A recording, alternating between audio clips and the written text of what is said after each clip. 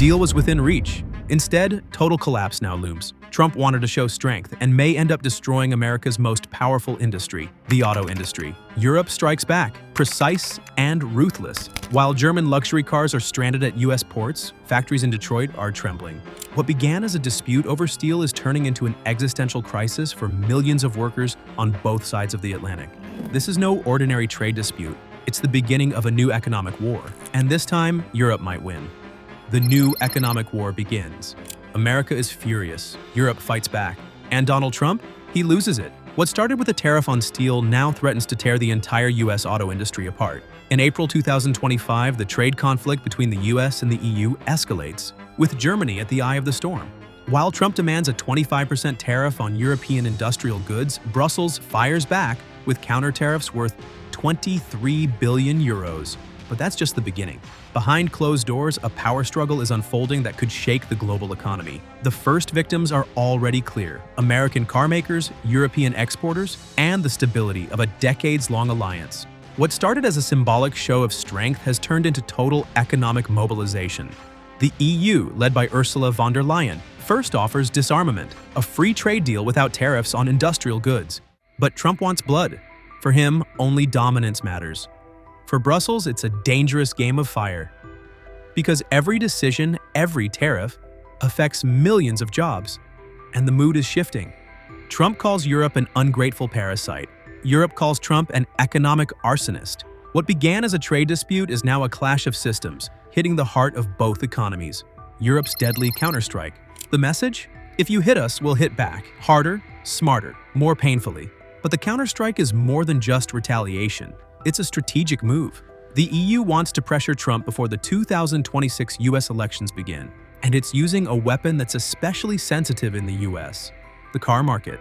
Germany exports hundreds of thousands of vehicles to the US every year. Premium class, high-end engineering, made in Bavaria.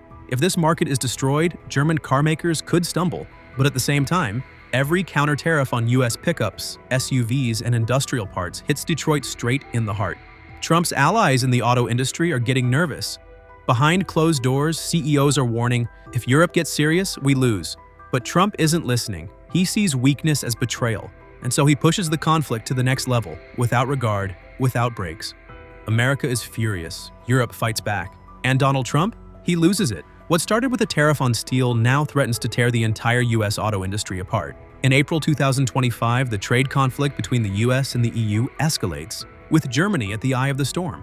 While Trump demands a 25% tariff on European industrial goods, Brussels fires back. Trump's tariffs trigger an earthquake. In the middle of stalled negotiations on April 15th, the White House declares the tariffs stay, period, an affront to Europe and to any hope of de-escalation. At the same time, a shockwave hits global supply chains. Every additional tariff on industrial goods means billions in losses, production delays, and rising prices. For Trump, it's a price that true patriots must pay. For companies like Ford, GM, or Tesla, it's the beginning of an economic nightmare. Even within the U.S., unrest is brewing. Governors in affected states sound the alarm, especially in the Midwest, where jobs directly depend on steel, aluminum, and auto suppliers. Political support starts to crumble. And Europe responds not impulsively, but tactically. The counter tariffs are not imposed immediately, but postponed until July. One last attempt to bring Trump to reason. But he sees it as confirmation and is already planning the next escalation. Behind the scenes, the WTO warns if the conflict escalates further, a global recession looms, but Trump has no interest in warnings from Geneva. To him, it's a zero-sum game. Either America wins or everyone loses. The failure in Brussels.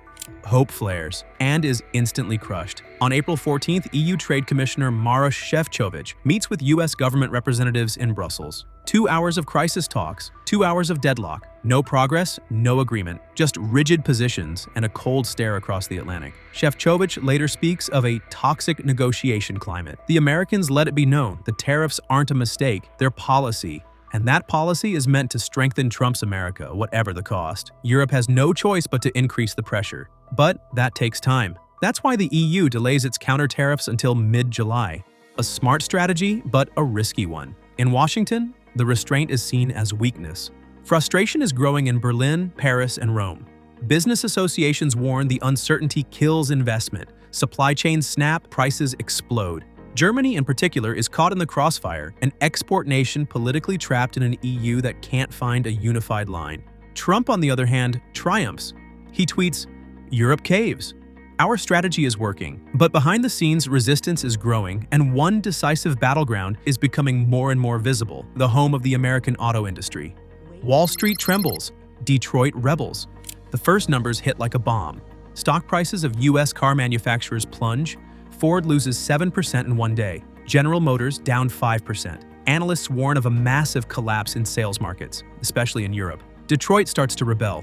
The powerful unions sound the alarm, because while Trump is clashing with Europe, his own workers are paying the price. Suppliers lay off staff, factories slow down, investors pull out.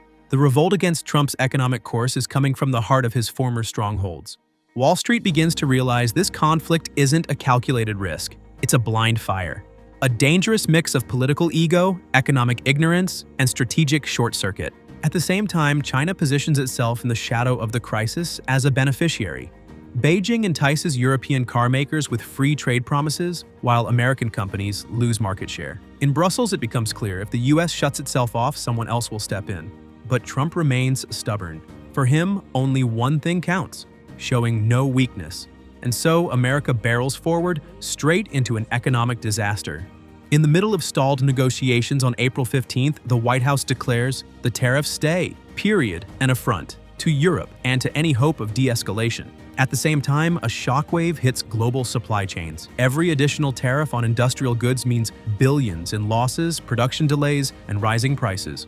For Trump, it's a price that true patriots must pay. For companies like Ford, GM, or Tesla, it's the beginning of an economic nightmare. Even within the US, unrest is brewing. April 9th, Europe hits back. The response to Trump's tariff policy is brutal. Counter tariffs on US products, from soybeans to copper to Harleys, worth 23 billion euros. And with that, Europe targets the Republican heartland, the industrial backbone of Trump's voter base. At the brink, an era of deindustrialization? What if this isn't just a temporary dispute, but the beginning of the end? More and more economists are warning, if the conflict drags on into the summer, deindustrialization looms on both sides. Production shifts, job losses, loss of trust. It would be a domino effect with global impact. In Germany, hundreds of thousands of jobs in the auto industry are at stake. In the US, no fewer. But what's missing is political reason. On both sides, the EU wavers between reaction and appeasement. And Trump? He gambles with livelihoods. A dark scenario looms on the horizon: a transatlantic rift, a race for subsidies, a return to protectionist bloc politics. Free trade, once a guarantor of prosperity, becomes a geopolitical weapon. And the people are left behind, with uncertainty, job losses, and the question of how cars of all things became the spark for a global economic war. Because perhaps the most shocking part of this conflict isn't its brutality, but its hopelessness.